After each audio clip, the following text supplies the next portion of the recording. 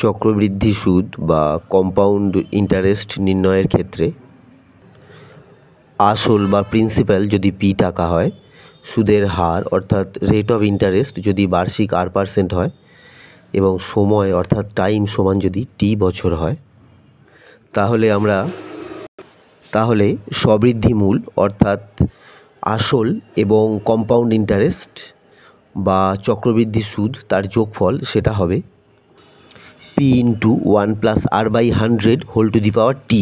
এখানে খেয়াল করতে হবে সময়টা পাওয়ারে উঠে যাচ্ছে। সুদ যদি প্রতি বছরে যুক্ত হয়, এক বছর ছাড়া ছাড়া অর্থাৎ কম্পাউন্ডেড অ্যানুয়ালি হয়, তবেই হচ্ছে এই সূত্রটা কাজে লাগবে।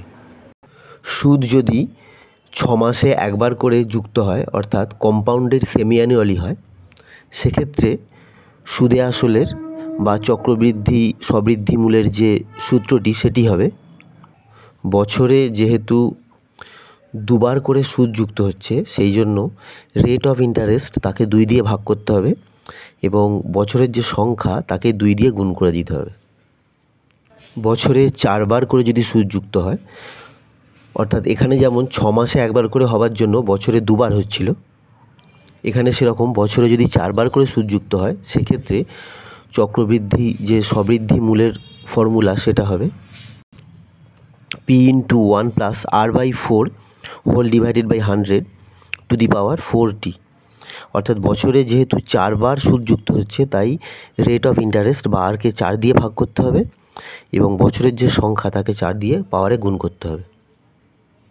বছরে যদি 3 বার করে অর্থাৎ 4 মাস ছাড়া ছাড়া যদি সুদ যুক্ত হয়, কম্পাউন্ডেড হয়, তাহলে সেক্ষেত্রে ফর্মুলাটা কী হবে? P × 1 + R/3 ∗ 100 × 3t এত টাকা।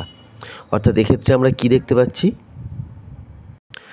বছরে যদি n বার সুদ যুক্ত হয়, চক্রবৃদ্ধি সুদ, সেক্ষেত্রে সূত্রটি কী হবে?